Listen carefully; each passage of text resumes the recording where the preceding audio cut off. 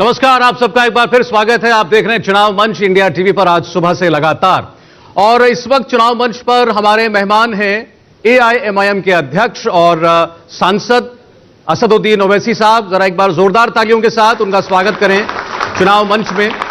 और इस बार के उत्तर प्रदेश के चुनाव में ओवैसी साहब की एंट्री ने एक नया समीकरण जरूर ऐड कर दिया है और सारी राजनीतिक पार्टियों को सोचने के लिए और बोलने के लिए एक मुद्दा और दे दिया है। ओवैसी साहब, स्वागत आपका। सबसे पहले तो ये बताएं, आप इतना उत्तर प्रदेश अभी घूम रहे हैं, कई दौरे आपके हो रहे हैं, आप क्या माहौल देख रहे हैं? नहीं, मेरा देखना यह है कि उत्तर प्रदेश की जनता में योगी सरकार के खिलाफ एक बहुत बड़ा आक्रोश है और उनमें एक उम्मीद है कि अब की बार दोबारा बीजेपी और योगी सरकार ना बने।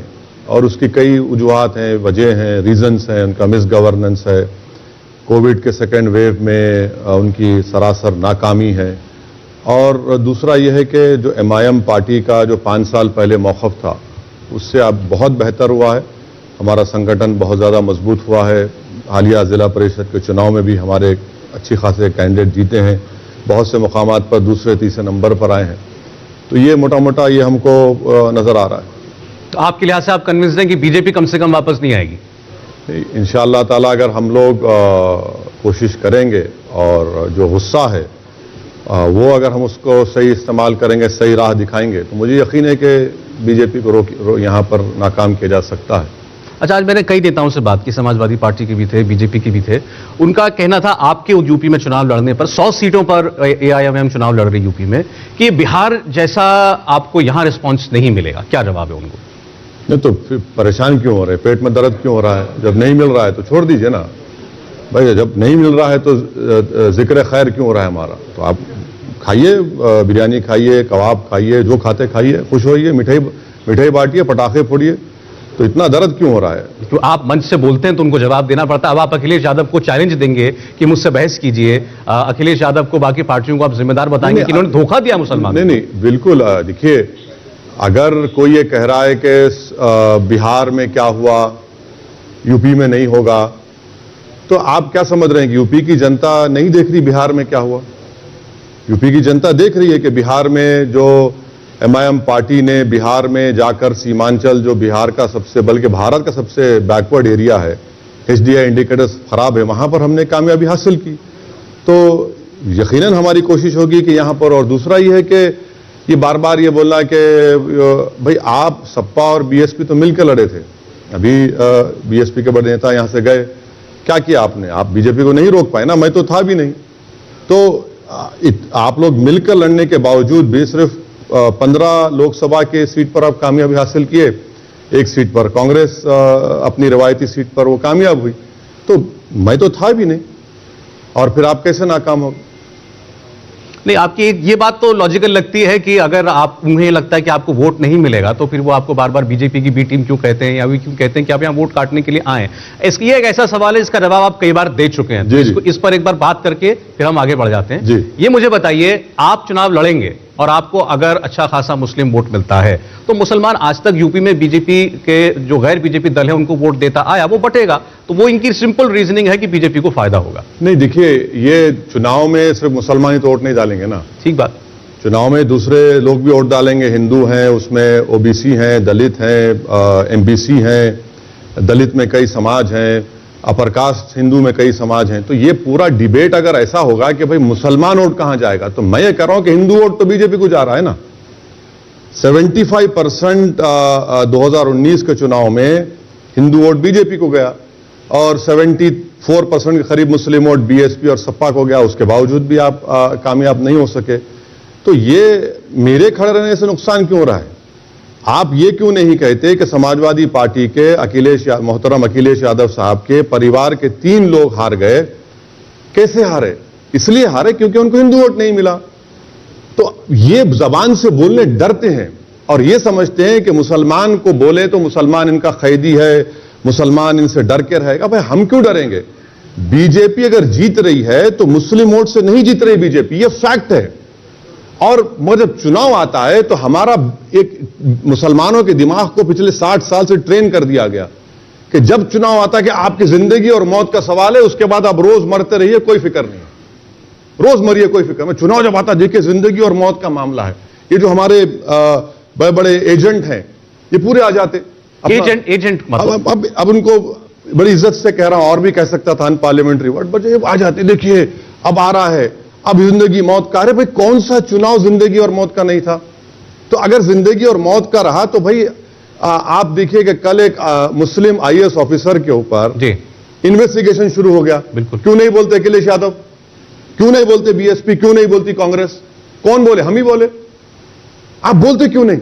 डरते हैं आप, लफ्ज मुसलमान बोलने से डरते हैं। आप तो कानून के जानकार हैं। उसमें जो इन्होंने कहा कि हम कमेटी बनाई है वो लीगली कैसे गलत है?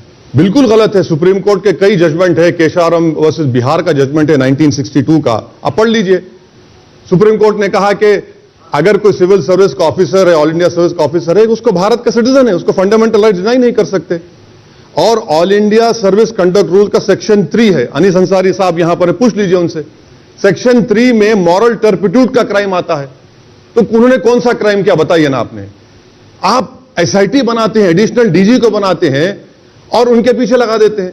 ये क्या बात है? मैं एक बार दर्शकों को बता दूं किस मामले का जिक्र ओवैसी साहब कर रहे हैं। यूपी के एक आईएएस हैं, सीनियर आईएएस अफसर हैं, और उनके कुछ वीडियो वायरल हुए। वीडियो कब के हैं अभी ये भी मालूम नहीं है, लेकिन उस वीडियो में ये नजर आ रहा है कि वो अपनी किसी सरकारी जगह पर नहीं है, ऑफिस दफ्तर में नहीं, किसी प्राइवेट स्पेस पर हैं, और वहां वो कुछ मुस्लिम धर्मगुरुओं के साथ बैठे कुछ सुन रहे हैं, कुछ कह रहे हैं। इसमें एक दफा उन्होंने ये भी कहा है कि पूरी दुनिया के अंदर अल्लाह का निजाम, अल्लाह की निजामत जो है, अगर मैं ठीक शब्द है तो वो कायम होनी चाहिए, ऐसी बातें वो कह रहे हैं। उसके बाद ये कार्रवाई हुई नहीं। नहीं क्या आप कौन सा, क्या उनको शो कॉज नोटिस दिए? तो किस लॉ के तहत दिए? कंडक्ट रूल्स का सर्विस सेक्शन 3 जो है वो तो अप्लाई नहीं होता। फिर कौन सा रूल दिया? भाई रिलीजन का अगर प्रोपोगेशन कर रहे हैं तो कब से गुनाह हो गया बताइए? गुनाह तो है ही नहीं वो। तो आप कहां से कर रहे हैं? मगर बता ये रहा हूं कि भाई ये मसला आ गया, आप बोलते ही नहीं है, कुछ खामोश बैठे हैं आप बोलते ही नहीं है। यूएपीए का बिल पार्लियामेंट में लाया जाता तो समाजवादी और कांग्रेस मिलकर रोक दिए, जिसकी वजह से आज हम देख रहे हैं कि बहुत से नौजवान, बहुत से लोग इंटेलेक्चुअल्स हों जो बीजेपी के खिलाफ हैं, जेल में सड़ रहे हैं, 5-5 साल 3-3 साल जेल में रहते हैं। आप बोलते नहीं है, महापेक हो जाते हैं। फिर जो इलेक्शन का मामला था, आप समझते हैं कि मुसलमान जो है आपका कैदी है, आपने उसको कैप्टिव बना। आप कैदी और कैप्टिव वर्ड इस्तेमाल कर रहे हैं। मुझे बताइए, असदुद्दीन ओवैसी की पार्टी तो आज आई ना यूपी में, इससे पहले मुस्लिम वोट क्या, मुसलमान वोटर क्या करता? बीजेपी को तो वो वोट देगा नहीं, तो वो तो इन्हीं पार्टियों को वोट देता। तो उसमें दोष इन पार्टियों का कैसे है? नहीं, यही तो हम कह रहे हैं कि कल तक आपके पास कोई ऑल्टरनेट नहीं था। आप हालत मजबूरी में इन लोगों की मक्कारी, इन लोगों की अपॉर्चुनिज्म का शिकार हो रहे थे। आज हम एक विकल्प है, एक ऑल्टरनेट है, हम ऑल्टरनेट प्रोवाइड कर रहे हैं। वो स्पेस है वहां पर, क्योंकि फिर कर तो यही दो थे ना, या फिर वो कांग्रेस पार्टी। तो अब हम एक विकल्प बने हैं, एक ऑल्टरनेट पॉलिटिकल प्लेटफॉर्म दे रहे हैं। और हमें और इनमें फर्क क्या है? ये चाहे एसपी हो, बीएसपी हो, कांग्रेस हो, जो अपने आप को सेकुलर कहते हैं, हम ये कह रहे हैं कि नेता आप बनेंगे। आप सिर्फ वोट डालने वाली एटीएम की मशीन नहीं बनेंगे, आप नेता बनेंगे, लीडरशिप बनाएंगे, अपने मुकद्दर के फैसले आप करेंगे। आपके मुकद्दर के फैसले वो नहीं करेगा जो आपसे 20% से कम हो और मुख्यमंत्री बन जाए। तो ये हम दे रहे हैं, ये हमारा वादा है हमारे उत्तर प्रदेश के मुस्लिम अक़लियत से। तो आप क्या कहना चाहते हैं कि मुसलमान जो हैं उसी को वोट करें जिसका, जो मुसलमान को मुख्यमंत्री बना सके? नहीं, हम ये कह रहे हैं कि पहले आप अपने पार्टी के कैंडिडेट्स को कामयाब करिए, जिसमें मुसलमान भी रहेंगे, हमारे हिंदू भाई भी रहेंगे, दलित भाई भी रहेंगे, ओबीसी समाज के लोग भी रहेंगे। मगर उत्तर प्रदेश की पॉलिटिक्स की एक क्रॉस रियलिटी है, वो ये है कि हर समाज के पास उनका एक नेता है। ठीक बात। चाहे कोई समाज हो, बताइए मुसलमानों का कौन नेता है? कोई नेता नहीं है। अभी आपने बनने नहीं दिया, आपने सबको डरा कर रखा, आपने यूज एंड थ्रो किया, उनको यूज एंड थ्रो किया और उनको निकाल दिया आपने। तो ये हकीकत है। इसीलिए आज हम देख रहे हैं कि एक चर्निंग है, एक चेंज है। और खास तौर से उत्तर प्रदेश के जो मुस्लिम नौजवान हैं, उसमें तो बर्निंग डिजायर है, वो चाहते हैं कि नहीं, हमको ये चेंज। साहब, आप सेक्युलरिज्म के चैंपियन अपने आप को कहलाते हैं। मुझे बताइए कि ये जो आपकी सोच अभी दिखाई दे रही है कि अगर मुसलमान का नेता होगा तभी मुसलमान का काम होगा, ऐसे हिंदू सोचने लगे कि मेरी भलाई तो केवल हिंदू नेता कर सकता है, तो ये तो सेक्युलर थॉट नहीं हुई ना? अरे आप भाई, आपकी आंखों पर पर्दा पड़ा है क्या देख रहे हैं आप? ये अनुप्रिया पटेल को क्यों मनाया गया? उनका कुर्मी वोट है, भाई बाघेल साहब को क्यों बनाया गया? आगरा के अतराफ में 25 असेंबली की सीटों को नहीं बनाई, ये बीजेपी हार जाएगी। नहीं, मेरा लॉजिक ये नहीं है। सुनिए, अनुप्रिया पटेल नेता ना होती तो कुर्मी का क्या काम नहीं होगा, या कुर्मी को कोई योजना में याद नहीं होता है ना काम। नेता होगा तो काम होगा, काम नहीं होगा तो कम से कम कोई हाथ तो पकड़ेगा, कोई आंसू बहने से तो उसको उम्मीद दिलाएगा। यही तो हम कह रहे हैं ना भाई। आज आप क्यों मनाते हैं? परसों जो कैबिनेट एक्सपेंशन हुआ, क्या हुआ उसमें बताइए? वोट लेने के लिए। वही तो हम कह रहे हैं, वही वोट लेने के लिए कर रहे हैं ना। आप ये तो कोई एनजीओ का काम तो नहीं कर रहे हैं कि भाई रिसर्च पेपर आएगा और प्रेजेंटेशन करेंगे। यही तो काम हो रहा है ना, प्रैक्टिकल पॉलिटिक्स में यही तो चल रहा है। ये हम मुस्लिम कम्युनिटी को बता रहे हैं कि आप में बेदारी आना जरूरी है। और देखिए, मुसलमानों को उत्तर प्रदेश में एचडी इंडिकेटर्स क्या है? अब लोएस्ट लिटरेसी रेट, महिलाओं में सबसे कम, हाईएस्ट ड्रॉप आउट रेट 60%, सबसे ज्यादा जेलों में 27% अंडर ट्रायल मुसलमान। और फिर इसका कौन जिम्मेदार है? मैं जिम्मेदार हूं। अंबेडकर बाबा साहब ने सही कहा था कि इख्तिदार के दरवाजों के जो ताले हैं वो आपके पॉलिटिकल रिप्रेजेंटेशन की चाबी से खुलेंगे। ये अगर उत्तर प्रदेश के मुसलमानों में अवेयरनेस क्रिएट हो रहा है और हो जाएगा तो यकीनन इनकलाब आएगा। तो अभी तक आप मान रहे हैं कि मुसलमान का रिप्रेजेंटेशन नहीं है, मुसलमान बिल्कुल बेसहारा है, उसकी कोई सुनने वाला नहीं है? नहीं, खासकर यूपी में। नहीं, लफ्ज बेसहारा नहीं मानता। हम तमाम के लिए सहारा हमारा अल्लाह है। और मगर आपको यहां पर पॉलिटिक्स में आपकी एक आवाज की जरूरत है और इंडिपेंडेंट लीडरशिप की जरूरत है, जो ये तमाम पार्टीज कभी क्रिएट नहीं करेंगी। बीजेपी तो टिकट भी नहीं देती मुसलमान को, ठीक ना असेंबली में दिया ना पार्लियामेंट में दिया। अब आप देते हैं तो अब वो जीतते भी ऐसे हैं कि उनको रोक के रखते हैं कि भाई आप बैठे रहिए बस। मैंने एक अपनी तकरीर में जुमले कहा कि मुसलमानों का हाल ये है कि हम लोग एक बैंड बाजा की पार्टी है। अब शादी की बारात आती है ना तो बैंड बजता है, हम लोग बैंड बजाते हैं, खूब बजाते हैं। अब दूल्हा घोड़े बैठा है। जैसा जिस जगह पर मंडप पर या जहां पर निकाह हो रहा है, दूल्हा तो अंदर चले जाता बारातियों के साथ और हमको कहा बेटा तुम बैंड बाजा बाहर ठहरो। ये तो नहीं होगा ना, यही तो रियलिटी है। आप तो अच्छा एक बात बताइए, आप इतने प्रोग्राम करते हैं टीवी पर रोज रात में, एक मेरे सवाल का जवाब दिए। माफ करना मैं एंकर टोपी पहन रहा हूं। आपने इन तमाम पार्टीज के नेताओं से कभी लफ्ज मुसलमान सुना आपके प्रोग्राम में? आजकल बचते हैं कहने से, लेते हैं जी नाम। भाई लफ्ज मुसलमान नाम लेने क्यों कतराते हैं आप? उनको दूसरा वोट छिन जाएगा ना। अरे हम वही तो कह रहे हैं, हम यही तो बात उत्तर प्रदेश के मुसलमानों को बता रहे हैं कि आपकी ओट से बीजेपी नहीं जीत रही है। यादव वोट हो या फिर दलित वोट हो या फिर ब्राह्मण वोट हो या फिर जाट वोट हो या फिर आपका अदर ओबीसी समाज का वोट हो, सब बीजेपी की तरफ जा रहा है। तो आप देख रहे होंगे ना, सारे नेता जो हैं गैर बीजेपी दलों के, राहुल गांधी कोई भी हो, अब मंदिर जाना शुरू कर देते हैं जब चुनाव आता है। सब कुछ आप देखते हैं तो उसका एक उसके पीछे वजह है ना। अब तो राहुल गांधी के बारे में क्या बोला जाए, बेचारा सिद्धू भी भाग गया। तो अब क्या बोला, तो जिसको बनाते वही भाग जाता है। हम क्या करेंगे? अब अल्लाह का शुक्र है कि हम नहीं गए पंजाब में, वरना बोलते ओवैसी से मिला था वो। क्या करेंगे? एक वक्त आपकी पार्टी उनके साथ थी, लेकिन नहीं। देखिए, दूध का जला छाछ कोई फूक फूक कर पीता है। अच्छा, हम जानते हैं उनको, हम बहुत, जितना हम जानते हैं कोई नहीं जानता होगा। जब आंध्र प्रदेश था उस वक्त उन्हीं की पार्टी में रिवोल्ट हो गया था, तो उनकी गवर्नमेंट गिर रही थी किरण कुमार रेड्डी की। हम वोट दिए उनको बचाने के लिए। उस वक्त बी टीम याद नहीं आए उनको।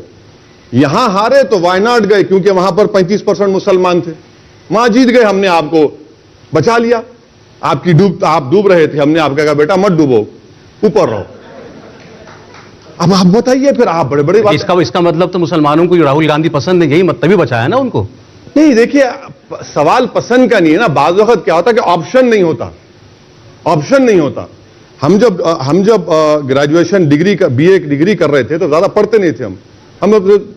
हमारे जो पब्लिक एडमिनिस्ट्रेशन के प्रोफेसर साहब थे, वो एक दिन हमको पकड़ कर लिख गए, ले जाकर बोले कि अब क्लास में बैठो। हमसे पूछे कि भारत की डेमोक्रेसी क्या है बताओ।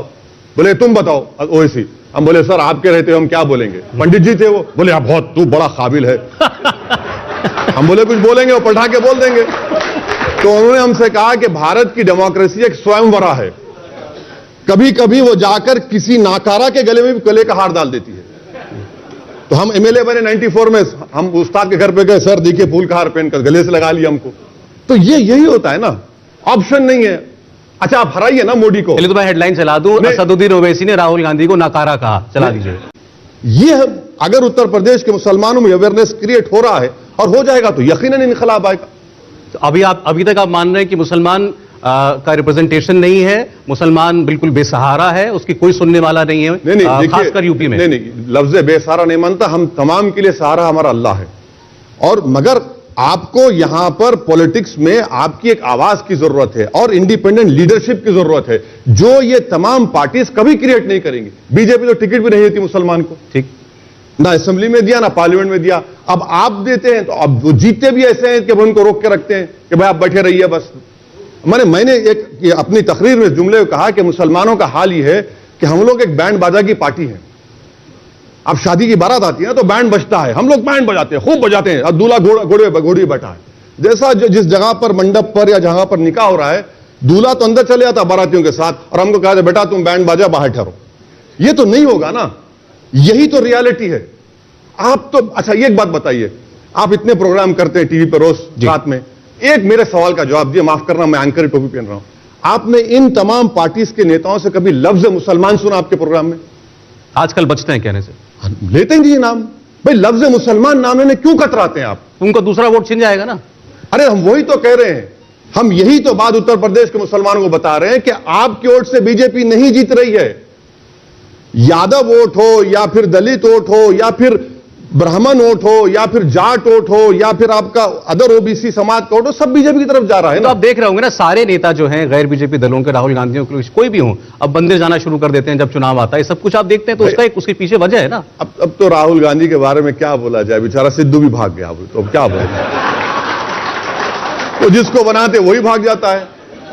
हम क्या करेंगे? अब अल्लाह का शुक्र है कि हम नहीं गए पंजाब में, वरना बोलते ओवैसी से मिला था वो। क्या करेंगे? एक वक्त आपकी पार्टी उनके साथ थी, लेकिन नहीं। देखिए, दूध का जला छाछ कोई फूक फूक कर पीता है।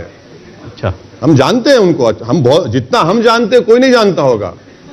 जब आंध्र प्रदेश था उस वक्त उन्हीं की पार्टी में रिवोल्ट हो गया था, तो उनकी गवर्नमेंट गिर रही थी किरण कुमार रेड्डी की, हम वोट दिए उनको बचाने के लिए। उस वक्त बी टीम याद नहीं आए उनको। यहां हारे तो वायनाड गए क्योंकि वहां पर 35% मुसलमान थे, वहां जीत गए, हमने आपको बचा लिया। आप डूब रहे थे, हमने आपका कहा बेटा मत डूबो, ऊपर रहो।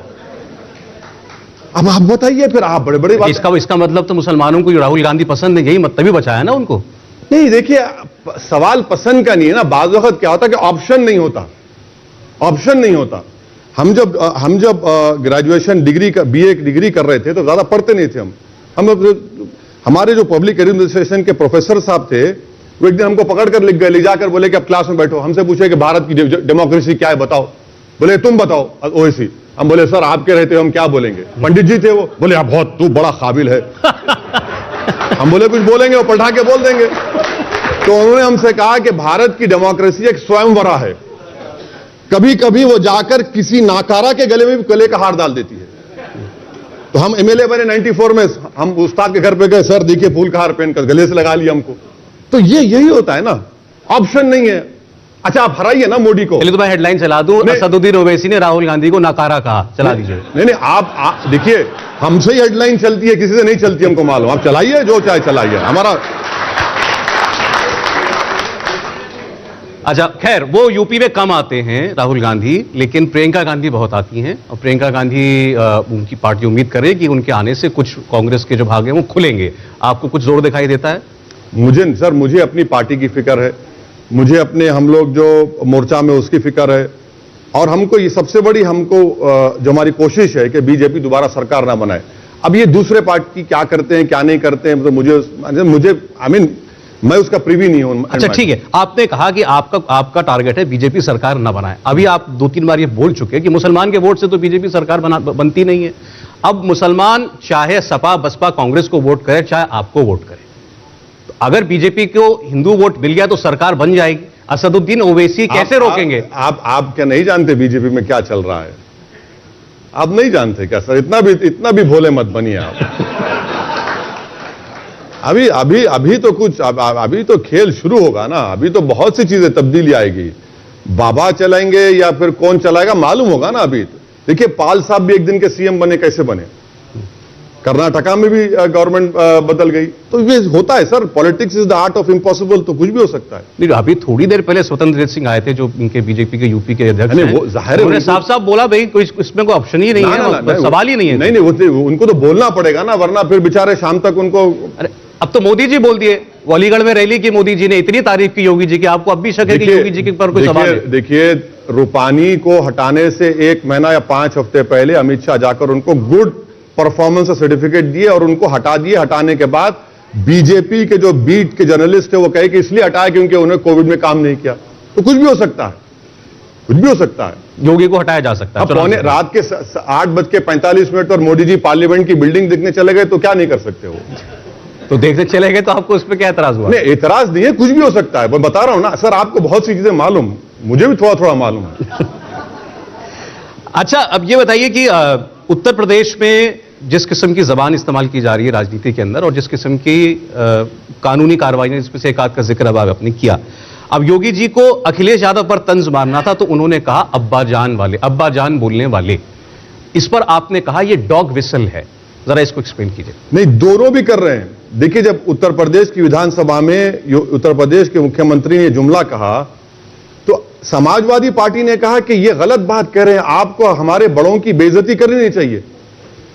यह रिकॉर्ड में उन्होंने कहा। अब मुझे समझ में नहीं आता कि भाई इसमें आपके बड़ों की बेइज्जती कैसे हो गई?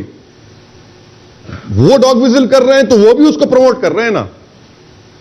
आप, ये समाजवादी पार्टी ने असेंबली में कहा आप हमारे बड़ों की बेइज्जती कर रहे हैं। अरे भाई, बड़ों की बेइज्जती कैसे हो रही है? आप उनको पलटाकर कहते हैं कि आप मुख्यमंत्री हैं, अब्बाजान क्यों बोलते हैं? आप पिताजी भी बोलिए, दादाजी भी बोलिए। मगर ये जो डॉग विजिल की पॉलिटिक्स है, दोनों कर रहे हैं और इससे साफ जाहिर हो रहा है। अब आप, और इससे मैसेज क्या देना चाह रहे हैं? मैसेज तो यही देना चाह रहे हैं ना कि मुसलमानों का बड़ा अपीजमेंट हुआ। भाई चैलेंज करते हैं, बताइए कहां अपीजमेंट हो यूपी में? अगर अपीजमेंट होता मुसलमानों का तो यह बुरा हाल नहीं होता ना। योगी और बीजेपी, आरएसएस मिलकर यह पैगाम फैलाती है, झूठ फैलाती है, फरेब करती है कि अपीजमेंट कहां हुआ है? अपीजमेंट तो हुआ ही नहीं है, बल्कि डिस्ट्रक्शन हुआ है यहां पर हर एतबार से। तो इनकी लैंग्वेज यही है। अपीजमेंट को लेकर के ज्यादातर यूपी में रहने वाले लोग जो बताते हैं वो ये कहते हैं कि एक तो मुजफ्फरनगर याद दिलाया जाता है और आजम खान साहब का रूल उसमें याद दिलाया जाता है कि इस तरीके से वहां पर मुस्लिम राइटर्स को जो है प्रोटेक्शन मिली थी और दूसरे समुदाय के खिलाफ जो है कार्रवाई हुई थी। एक बात ये। दूसरा ये कहा जाता है कि लॉ एंड ऑर्डर में ये एक धारणा है उत्तर प्रदेश के अंदर कि अपराधी जो हैं वो अधिकांशतः ज्यादातर आपको मुस्लिम कम्युनिटी के मिलेंगे। ये एक परसेप्शन है और आप यूपी घूम रहे हैं तो आपको सुनने में आता होगा। सबसे पहले मुजफ्फरनगर के राइट्स की जिम्मेदारी तो अखिलेश यादव पर आती है, आजम खान पे कहां आती है? आजम खान मुख्यमंत्री थे क्या? अखिलेश यादव पर आती है। भारत की आजादी के बाद 50,000 लोग अगर बेघर हुए पार्टीशन के बाद तो मुजफ्फरनगर में हुए। आपने उन पर केसेस भी नहीं चलाए। आप लोग कैंप्स में मर रहे थे मुजफ्फरनगर में, आप सैफई में ऑर्केस्ट्रा देख रहे थे। हकीकत है ये। अगर आप केसेस चला देते तो आज योगी आदित्यनाथ को मौका नहीं मिलता कि वो 77 केसेस विड्रॉ कर लेते। मुजफ्फरनगर राइट्स के सुप्रीम कोर्ट में एमिकस क्यूरी ने कहा, आप खुद केसेस विड्रॉ किए ना। मुजफ्फरनगर के पूरी राइट्स की जिम्मेदारी तो सरकार की थी जिसके मुख्यमंत्री अखिलेश यादव थे और उनके ऊपर जिम्मेदारी आ जाती है। ये बार बार आजम खान को क्यों पेश किया जाता है समझ नहीं आता मुझे। ये तो आपकी जिम्मेदारी थी, आप नाकाम साबित हुए।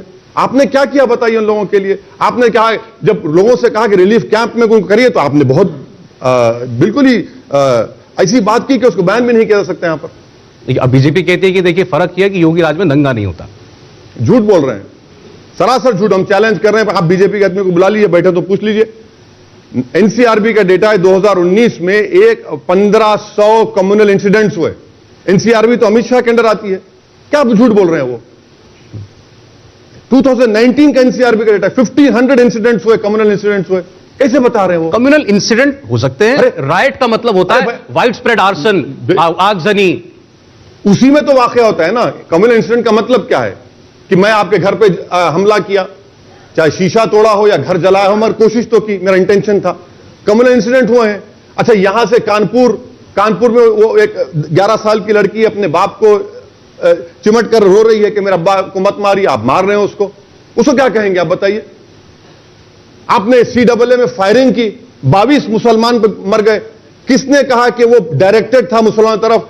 जस्टिस सुदर्शन रेड्डी, जो सुप्रीम कोर्ट के रिटायर्ड जज थे, उनकी रिपोर्ट है। तो ये तो सब झूठ बोल रहे हैं लोग। अच्छा, मैं अब इन सब बातों के साथ जोड़ रहा हूं मोहन भागवत जी की बातों को। अभी आप इसको कैसे दोनों बातों को देखते हैं एक साथ? यूपी को लेकर के ये बात है, मोदी सरकार को लेकर के ये बातें, और मोहन भागवत ये कहते हैं कि अगर कोई लिंचिंग करता है गाय के नाम पर तो वो हिंदुत्व का पैरोकार नहीं हो सकता। वो ये कहते हैं अगर कोई हिंदू ये कहता है कि देश के अंदर मुसलमान नहीं होना चाहिए तो वो हिंदू ही नहीं। ये तो पेरेंट ऑर्गेनाइजेशन आप बोलते हैं और है बीजेपी। देखिए मोहन भागवत जो है ना, ये हमेशा एक बात ये कहते हैं और दूसरी जगह जाए कहते हैं कि मुसलमान इन्वेडर्स थे। ये भी तो कहा, उन्होंने कहा असम के अंदर। अरे नहीं, मुंबई में मोहन भागवत ने कहा कि मुसलमान इन्वेडर्स हैं और इस्लाम इन्वेडर्स नजर गया। फिर झूठ, वो तो मोदी जी को झूठा साबित कर दिए। कैसे बताता हूं मैं आपको? मोदी जी सऊदी अरब गए और वहां के बादशाह को उन्होंने केरल की वो मस्जिद की का रेप्लिका दिया जो 626 में बनाई गई थी। अब आप बताइए फिर कौन झूठ बोल रहा है? अच्छा, ये बोल रहे हैं तो आप कंडेम करिए ना। फिर आप कंडेम क्यों नहीं करते? आप ही के बीजेपी आरएसएस में कोई फर्क नहीं है। अगर कोई कहता है फर्क है तो अंधा है वो। बीजेपी अखलाक को मारने वालों के खिलाफ जो मर जाते हैं तो आप उन पर, आपका मिनिस्टर जाकर फूलमाला चलाता है।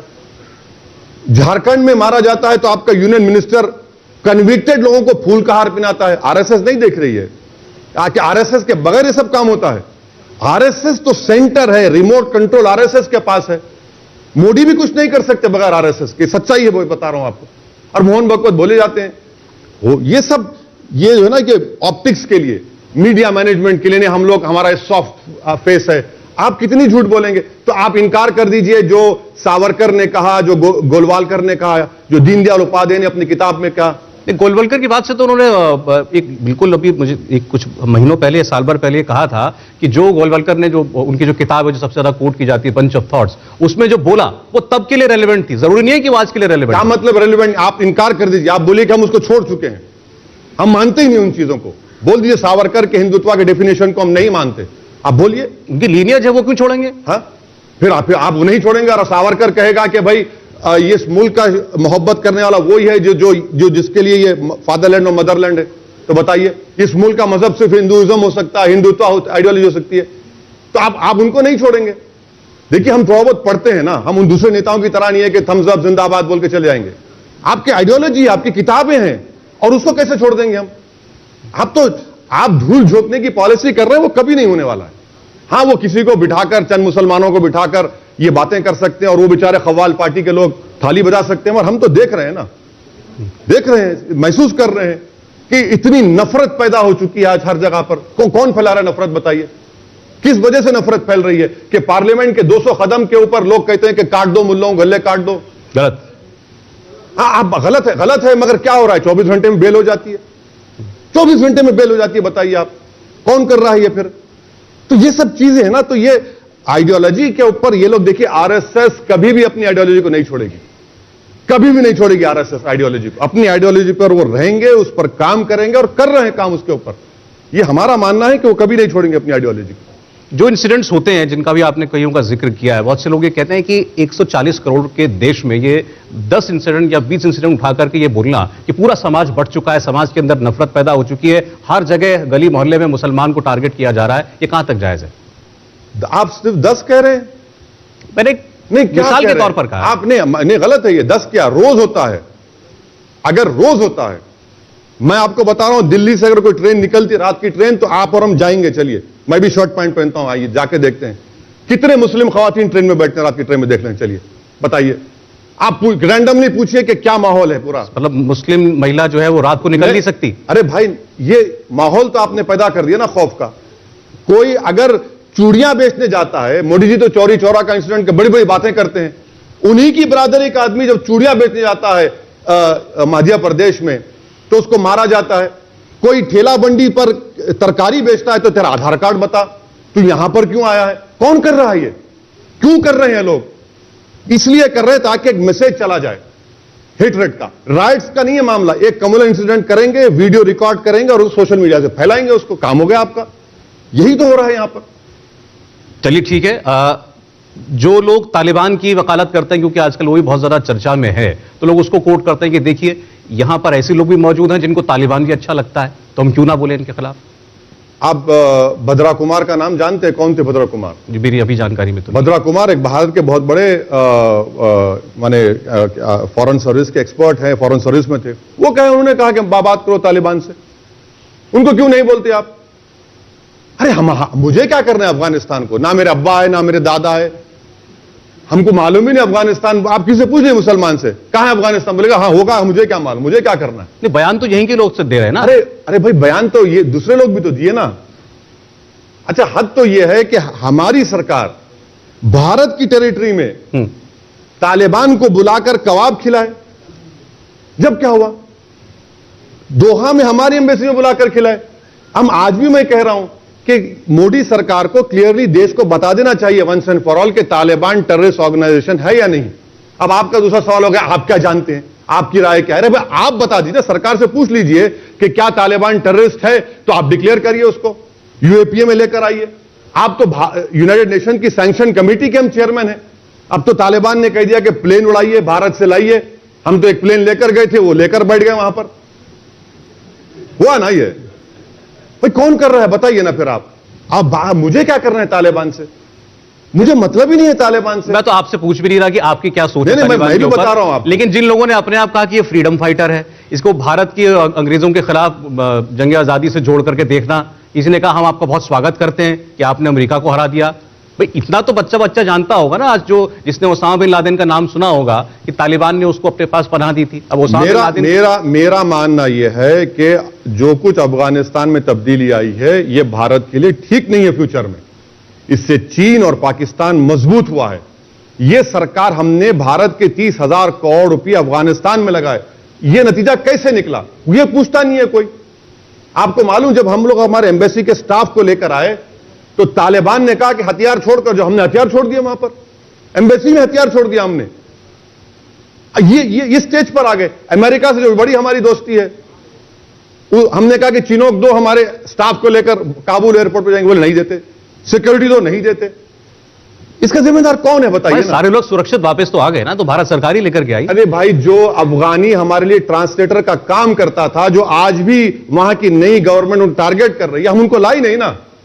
इसीलिए मैंने CAA का जब बिल पास हो रहा था पार्लियामेंट में, मैंने कहा कि मोदी सरकार एक स्ट्रेटेजिक ब्लंडर कर रही है, इसमें आप रिलीजन न्यूट्रल करिए। मैंने स्पीच में कहा, सुन लीजिए आप उसमें, कि आप इस जो मुसलमान वर्ड आएंगे तो इसमें ताजिक आएगा, हजारा आएगा, आपके उज्बेक आएगा, तुर्कमान आएगा। हम स्ट्रेटेजिक ब्लंडर कर दिए। अगर इनको थोड़ा होश होता तो गवर्नमेंट इन एक्साइल यहां पर बनाते। नहीं, वो काउंटर आर्गुमेंट देते हैं कि जो लोग सीए की पैरवी, सीए का विरोध कर रहे थे, आज बताएं कि वहां के हिंदू सिखों को ऑटोमेटिक सिटीजनशिप मिल जाएगी। अरे आपने तो कट ऑफ मार्क रख दिया 2014 का। अरे झूठे हैं ना ये लोग। 2014 दिसंबर कट ऑफ मार्क रख दिया आपने। लेकिन आप लाइए, ये सिटीजनशिप दे सकते हैं आप? कहां दे सकते हैं आप? और वो जो सिख हैं, जो पूरा अफगान काबुल में जो फॉरेन एक्सचेंज का बिजनेस उनके पास है, उनको तो वीजा मिल जाता है आराम से। आप तो सिटीजनशिप दे भी नहीं पाएंगे उनको बाप, क्योंकि आपने 2014 का कट ऑफ मार्क रखा। उनको लॉन्ग टर्म वीजा जरूर मिल सकता है। तो ये बीजेपी जो है प्रोपोगंडा करती है। व्हाट्सएप यूनिवर्सिटी में हर आदमी बैठा हुआ है, अपने आप को फॉरेन एक्सपर्ट, नोबेल प्राइज का विनर समझता है, तो वो होंगे, मगर सच्चाई तो ये है। देखिए, बहुत सी बातें तो ये भी कही जा रही हैं कि तालिबान की असल सोच तो यहां से हिंदुस्तान से निकली है, फिर उसको देवबंद के साथ जोड़ा गया। गलत बात, बिल्कुल गलत बात। देवबंद का तालिबान से कोई ताल्लुक ना था, ना है, ना कभी रहेगा। ये बिल्कुल गलत बात है भाई। ये एक देवबंद एक मदरसा है जो मुल्क की आजादी में एक बहुत बड़ा रोल प्ले किया। रेशमी रुमाल की तहरीक उनके जिम्मेदारों ने शुरू की। जेलों को गए वो लोग, आप उसको भूल जाएंगे? आप हुसैन अहमद मदनी की कुर्बानी को भूल जाएंगे, जो माल्टा की जेल में इतने साल गुजारे वहां पर? आप वो नहीं बात करेंगे? वही उलेमा थे जिन्होंने फतवा लिख कर दिया, जो जेलों, जो काला पानी की सजा काटे। तो ये बिल्कुल सरासर झूठ है। अरे भाई, हो सकते हैं, इस्लाम में एक स्कूल ऑफ थॉट है, चाहे देवबंद हो या फिर ये आपके बरेलवी हो, सूफी हो, अहले हदीस हो, डिफरेंट है। मगर इसको उनको ले जाकर छोड़ देना बिल्कुल सरासर गलत है, नाइंसाफी है। योगी सरकार ने तो वहां पर ATS का कमांडो सेंटर खोला है। हाँ, यही तो हम कह रहे हैं कि स्कूल खोलिए ना। कौन रोक रहा है आपको स्कूल खोलने से? कॉलेज खोलिए वहां पर, स्कूल खोलिए, कॉलेज खोलिए, अस्पताल खोलिए। आप नहीं खोलेंगे, यही तो डर पैदा करते हैं। मुस्लिम इलाकों में अगर आप जाएंगे पूरे भारत में, सबसे पहले आपको दिखेगा पुलिस का थाना, उसके बाद शराब की दुकान, आपको स्कूल नजर नहीं आएगा, आपको कॉलेज नजर नहीं आएगा, आपको बेसिक कम्युनिटीज नजर नहीं आएंगे। ये तो स्टीरियोटाइप इमेज बनाकर आपने रख दिया। हमारा तो यही तो हमारी लड़ाई है, ये क्यों कर रहे हैं आप? अच्छा, इसके पीछे आपको यह नहीं लगता कि कहीं ना कहीं समाज का भी रोल होता है? अगर मेरा समाज पिछड़ा है तो मैं अपने समाज के लिए काम करूंगा या नहीं करूंगा? करना चाहिए, तो हम कर रहे हैं, इसीलिए तो हम कर रहे हैं ना। इसीलिए तो हम कह रहे हैं कि देखिए, भारत की जो डेमोक्रेसी है, जब तक उस समाज के पास उसका नेता नहीं होगा, उसकी पॉलिटिकल लीडरशिप नहीं होगी, उसका कोई प्रॉब्लम हल नहीं होगा। ये गंगा जमनी सब अच्छा दिखता मुशायरे में। कहां है गंगा जमनी? बताइए आप, किधर होता है गंगा जमनी? किधर होता है बताइए ना। एक बच्ची को मारा जाता है, गंगा जमनी होता है। कहां गंगा जमनी है? किधर का गंगा जमनी है? अब मुशायरे में शायर खड़े होकर बोलता, हमको भी अच्छा लगता, वाह वाह मुकर्रर, दोबारा इरशाद। मगर बाहर निकल जाते मुशायरे के, हमको मालूम हुआ था, पुलिस देखता है कहां से आ रहा है तू, हो गया खत्म, निकल गया पूरा। पुलिस का छोड़िए, आम आदमी का बताइए। एक आम हिंदू एक मुसलमान के बारे में क्या यही सोच रखता है? देखिए, जो डिवीजन पैदा हो चुका है और पोलराइजेशन बढ़ते जा रहा है, हम नहीं चाहते हो, मगर कौन बढ़ा रहा है इसको? कौन ये इंसिडेंट्स करता है? कौन इस तरह की बातें करता है? कौन मुसलमानों का डर पैदा करता है? कौन ये दिखाता है कि भारत में हमारे हिंदू भाइयों को खतरा है? कौन कह रहा है ये? आप सरकार में रहकर आप डराते हैं, आप सरकार डराते हैं, और फिर उसके जब डर पैदा करते हैं तो इसका नतीजा क्या निकलता है? आपको देख रहे हैं आप, किस तरह के नारे लगते हैं, इस तरह की बातें होती हैं। लेकिन इसके वजह से अगर गलत भी हो रहा है, अगर कोई राइटफुल एक्शन लिया जा रहा है, उसकी भी मुखालफत करना, अगर कहीं पर घुसपैठियों के खिलाफ कार्रवाई होती है, असम में होती है, सीमांचल में होती है, उसके खिलाफ आप बोलते हैं। देखिए, आपने असम की मिसाल दी। कभी आप सर, आप जर्नलिस्ट भी है ना, आप कभी आपने देखा कि आपकी फ्रेटर्निटी का आदमी एक लाश के ऊपर कूदता है? एक लाश के ऊपर कूदता है, गोली मार दिया आपने उसको, वो भारत का सिटीजन है। वो चैलेंज करो असम सरकार से, बताइए कि जो जिसको गोली मारी गई उसका नाम लिस्ट में नहीं आया था। एक फोटोग्राफर है, लाश पर कूदता है। तुम इंसान हो, हैवान हो यार? वो कर रहे हैं आप। घुसपैठी आ रहे तो रोकिए ना, कौन रोक रहा है? हम बोल रहे हैं मत करो। आप सीमांचल की आप बात कर रहे हैं, आपको बता रहा हूं, सीमांचल में एक भी घुसपैठी नहीं है, सब झूठ बोलते हैं। लाखों बताए जा रहे हैं, झूठ, सरासर झूठ। चलिए हमारे साथ आप और हम चलते हैं कैमरा लेकर, बताइए, हमको बताइए, 10 बता दीजिए। चलिए आप, जो बिहार में जो घुसपैठी है, सरकार खुद हाईकोर्ट में एफिडेविट देती है कि पूरे नेपाली हैं, वो पूरे नेपाली हैं। आप फैक्ट्स पे बात करिए ना। आप तो हाई कोर्ट में एफिडेविट देते हैं और फिर बोलते हैं घुसपैठी। कहां है घुसपैठी? मैं सही हूं तो मैंने आंकड़ा 50 लाख का पढ़ा है। कहां है? 50 लाख। अरे सर सुनिए, आसाम में क्या हुआ? आसाम में तो यही बोला गया ना, 50 लाख 50 लाख 50 लाख। कितने निकले वहां पे? कितने निकले बताइए वहां पे? तो अब इनको पसंद नहीं आया। वो ये समझ रहे, सुप्रीम कोर्ट मॉनिटर्ड लिस्ट बनाई गई थी, मुसलमान का नाम नहीं आया तो हेमंत बिस्वा शर्मा गुस्से से पागल हो गए कि भाई इतने नाम मुसलमानों में कम कैसे आ गए? अच्छा, नाम भी कैसे है? बाप का नाम है तो बेटे का नाम नहीं, वो भी आ जाएगा नाम इंशाल्लाह। लिस्ट है ना भाई, वोटर लिस्ट के नाम है, 71 के वोटर लिस्ट, सब नाम है। आप कर रहे हैं घुसपैठी अगर है तो आप क्या कर रहे हैं? बीएसएफ सरकार आपकी है, आप क्या कर रहे हैं 6.5 साल से? बताइए। आप तो उसका जवाब ही नहीं देंगे। मगर ये एक इमेज, एक बाऊ खड़ा करो मुसलमानों के बारे में कि बच्चे बहुत पैदा करते हैं, घुसपैठी है, फंडामेंटलिस्ट है, फुला है, ये है। अरे भाई, भारत के शहरी हैं हम इस मुल्क को उस वक्त आजादी की लड़ाई लड़ रहे थे जब आप थे ही नहीं वहां पर। हम उस वक्त से लड़ रहे हैं। अब आप हमको ही यहां पर घुसपैठी बोल रहे हैं। तो आप असद साहब, आप यहां तक बात आई है तो एक बड़ी फंडामेंटल सी बात है जो कोई आदमी शायद खुल के नहीं कह पाता होगा, लेकिन ये तो कोई डिनाई नहीं कर सकता कि भारत का बंटवारा इस वजह से हुआ कि मुस्लिम कम्युनिटी ने अपने लिए एक अलग मुल्क मांगा और उनको मिला। अभी आपने फ्रीडम स्ट्रगल की बात की, इसलिए मैं बात कर रहा हूं। नहीं सर, आपकी इंफॉर्मेशन रॉन्ग है। कैसे? इसलिए रॉन्ग है कि कितने मुसलमानों को वोट डालने का राइट था? कौन वोट डालता था इलेक्शन में? जो मुस्लिम लीग को नंबर्स मिले, मैं वोट नहीं डाल सकता था, नहीं डाल सकता था। उसके लिए आपको नवाब होना पड़ता था, आपको इतनी जमीन होना पड़ता था, इतना पैसा दिखाना पड़ता था। क्या आप समझ रहे कि सबको वोट डालने का इख्तियार था? नहीं था सर। अगर होता तो खुदा की कसम नहीं डालते वोट, मुस्लिम लीग को वोट नहीं डालते वोट। आज भी हमको ताल्लुक नहीं है। डिमांड नहीं। मोहम्मद अली जिन्ना नेता कैसे बन गए फिर? अरे नेता कैसे बने? तो वोट मिले ना उनको। और वोट डालने का राइट किसको था? वोट डालने का राइट किसको था? असद साहब, सिंपल सी बात है, इसमें इफ एंड बट की कहां गुंजाइश है? नहीं, देखिए, पाकिस्तान बना मुसलमानों की मांग पर बना, इसमें क्या गलत है? नहीं, आप राजी क्यों हुए? कांग्रेस क्यों राजी हुई उसके लिए? कांग्रेस क्यों राजी हुई देश के बंटवारे के लिए? मौलाना अबुल कलाम आजाद तो गांधी जी के पास, ये बड़े बड़े नेताओं के पास तो रोज जाकर के मत हों दो बंटवारा। मौलाना अबुल कलाम आजाद की तकरीर सुनिए जो दिल्ली की जामा मस्जिद के सामने उन्होंने खड़े होकर उस वक्त के मुसलमानों को उम्मीद दिलाई। इंडिया विंस फ्रीडम में मौलाना क्या क्या कहा कांग्रेस के बारे में? हमको क्यों ब्लेम करते आप? नहीं, ये बहरहाल ये बात इसलिए उठी, ये बिल्कुल गलत है। सुनिए, अब आप मुस्लिम लीग की बात कर रहे हैं जी। क्विट इंडिया मूवमेंट में कौन साथ नहीं दिए? मुस्लिम लीग और श्यामा प्रसाद मुखर्जी। आज श्यामा प्रसाद मुखर्जी इनके नेता हैं। बताइए, बोलिए, उनको पूछिए बुलाकर। आपने जो बात कही थी कि मुसलमानों के खिलाफ क्यों ये डर पैदा किया जाता है मुसलमानों को लेकर के हिंदुओं के मन में, मैं आपको उसका एग्जांपल दे रहा था। इंसिडेंटली मैं हिंदू भी हूं, मेरे प्रोफेशन से उसका कोई लेना देना नहीं है, लेकिन मैं ये जानता हूं कि कम्युनिटीज के अंदर आप हिंदू हैं, मुसलमान उसमें, और हम सब लोग भारत के अव्वल दर्जे के। एग्जैक्टली, मैं ये बात इसलिए कहा क्योंकि अलग अलग कम्युनिटी के अंदर आप जिस समाज में रहते हैं अलग किस्म की बातें होती हैं जो शायद आपको आपकी कम्युनिटी की पता होंगी, मुझे मेरी कम्युनिटी की पता है, तो ये बात कही जाती है। और यही बात जो आप कह रहे हैं वो शायद बीजेपी भी कहती है कि भाई बंटवारा हो गया देश का क्योंकि मुसलमानों की संख्या बहुत ज्यादा थी, उन्होंने अपने लिए मुल्क मांग लिया। फिर वो कहते हैं कि देखो हमारे इतने राज्य जो हैं ये उस कगार पर आ चुके हैं कि यहां पर मुस्लिम जो है वो उनकी पॉपुलेशन ओवरसीड कर जाएगी। आपने जुमला कई मर्तबा सुना होगा, मैं इंडियन बाय बर्थ भी हूं और बाय चॉइस भी हूं।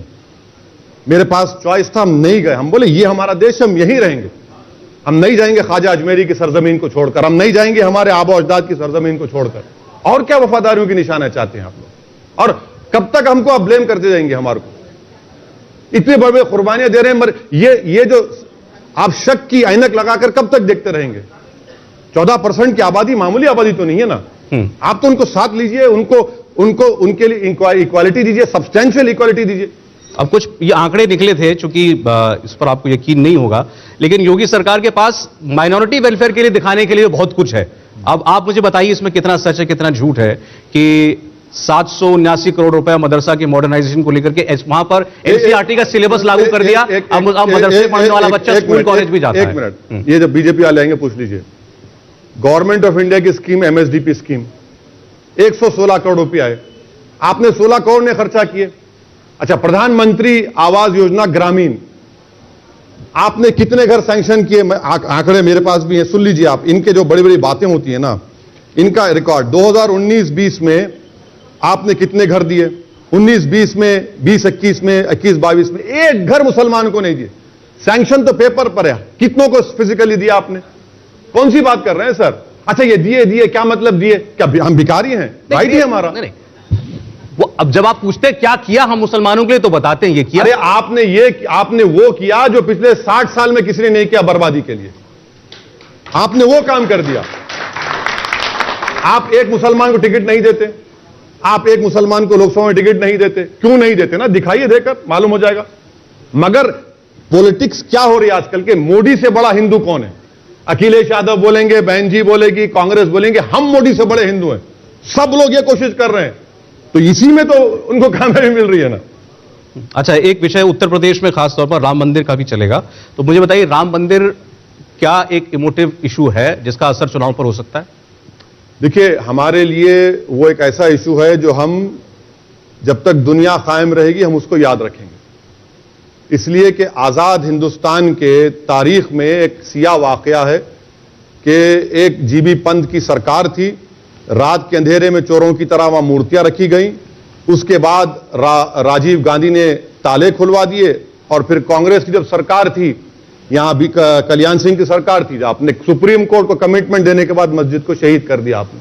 और जब क्रिमिनल केस बाबरी मस्जिद का चल रहा था तो ना सपा की सरकार ने ना बीएसपी की सरकार ने एक नोटिफिकेशन जारी कर देते, तो दोनों केसेस एक साथ चलते थे। डिमोलिशन हुआ, किसी को सजा नहीं मिलती। तो ये तो हमारे लिए इशू रहेगा, मगर ये पॉलिटिकल इशू नहीं है हमारे लिए। हमारे लिए एक इशू ऐसा है कि हमको धोखा दिया गया इसमें। 1948 20 दिसंबर से लेकर 6 दिसंबर तक धोखा देता रहे हमको, सब पार्टियों ने हमको धोखा दिया। हमारे नाम पर तो वोट लिए, नेता बने, मुख्यमंत्री बने, मगर इंसाफ तो इस मसले में नहीं हुआ। नहीं, आपके लिए आपको लगे ऐसा हुआ है, लेकिन जो करोड़ों हिंदू हैं उनको तो ये लगेगा ना कि मोदी जी के राज में मंदिर बन गया हमारा। नहीं बन रहा था बरसों से। देखिए, मोदी जी के राज में नहीं बना, सुप्रीम कोर्ट का जजमेंट है। मोदी जी को सुप्रीम कोर्ट सीजीआई नहीं है ना, नहीं सर, अभी तक तो नहीं बने। मुझसे तो नहीं, ठीक है, आप गरीब आदमी नेता को जानता है, वो सुप्रीम कोर्ट को नहीं जानता। नहीं सुप्रिया आप जी जानते हैं सर, आप इतना बेनिफिट ऑफ डाउट क्यों देते मोदी जी को, समझ में नहीं आता मेरे को। तो मैं ये पूछ रहा था क्या उनके लिए ये मुद्दा नहीं होगा, क्या इसका कोई असर नहीं होने वाला? अरे सर जब इतना बढ़ चुका है, 75% हिंदू वोट बीजेपी को मिल चुका है 2019 में, ये सवाल तो आपको कांग्रेस एसपी बीएसपी से करना चाहिए ना कि प्यारे आपका वोट तो भाग गया उधर, मोदी के साथ बैठकर चाय पी रहा है, आप क्या करेंगे? तो बोलेंगे ओवैसी आए वोट लेने के लिए। उनको हिंदू वोट की फिक्र नहीं ज्यादा होनी चाहिए, बोलते नहीं है, अंदर से बहुत फिक्र है, बहुत परेशान है, मगर क्योंकि मुसलमान को डरा सकते इसलिए डराने की कोशिश कर, हम कह रहे हैं कि डरने वाले नहीं है आप। अच्छा भाई हमारे भाई धर्मेंद्र बैठे हैं, बताओ इनसे आप क्यों हारे, बताइए, पूछ लीजिए उनको। हमारे साथी थे, अच्छा बोलते थे पार्लियामेंट में, बहुत अच्छा बोलते थे। उनको मुस्लिम वोट मिला नहीं मिला पूछ लीजिए, हम जाने के बाद उनको हिंदू वोट नहीं मिला इसलिए हार गए वो, पूछ लीजिए उनसे। आप पूछ लीजिए ना, सामने तो बैठे हैं। हम वो आप पूछ लीजिए ना, आपका काम, आप एंकर, हम क्यों टोपी पहने वो? क्योंकि मैंने तो उनको देखा भी नहीं था, आपने याद दिलाया। अच्छा बहरहाल आखिरी सवाल हो वैसी साहब, ये बताइए कि आपको, अच्छा ये आप भी हैं, राहुल गांधी क्यों आ रहे पूछ लीजिए। राहुल गांधी को हिंदू वोट मिला नहीं, आप पूछ लीजिए, हम चले जाते हैं। जब तो बी टीम नहीं थी ना, लैला तो नहीं थी जब। जरा माइक दे दीजिए एक बार जवाब। ना वो आपका काम, अभी मेरा ही तो काम हो रहा है। पहले बहुत दूरी हो चुकी है, और दूरी मत पैदा करिए आप। हम तो मिलने की कोशिश कर रहे हैं उनसे, हम तो कह रहे हैं कि आइए बात कर लेते हैं, मगर आप और बढ़ा रहे हैं, फिर मोदी जी का फायदा करा रहे हैं। कोशिश की बात करने की कांग्रेस से, सपा से, बसपा से, किसी से? नहीं, देखिए हम तो तैयार हैं बातचीत करने के लिए, सपा से, बीएसपी से। अब वो नहीं मालूम उनके दिल में क्या है, देखिए मैं खुल के कह रहा हूं ना, अब उनको बताना चाहिए। आप बातचीत करने तैयार है तो आइए, हम बात करने तैयार हैं। आप धोखेबाज कहेंगे फिर उनसे एक्सपेक्ट करेंगे वो आए बात करने के लिए? धोखेबाज हम ये नहीं कर रहे, हम ये कह रहे हैं कि आपने वोट लिया, इंसाफ नहीं किया, ये हकीकत है। हम आपको पूरा डेटा दिए है ना, हमारी बर्बादी की दास्तान, सिर्फ दास्तान नहीं सुना है आपको, हम तो फैक्ट्स भी दिए आपको, सिर्फ अफसाने नहीं बना रहे, हम हकीकत बयान कर रहे हैं। ओवैसी साहब, चुनाव में सारे पार्टियां दमखम के साथ लड़ेंगी, सबकी तरह आपको बहुत बहुत शुभकामनाएं। आने वाले चुनाव की बहुत बहुत शुक्रिया। Thank you.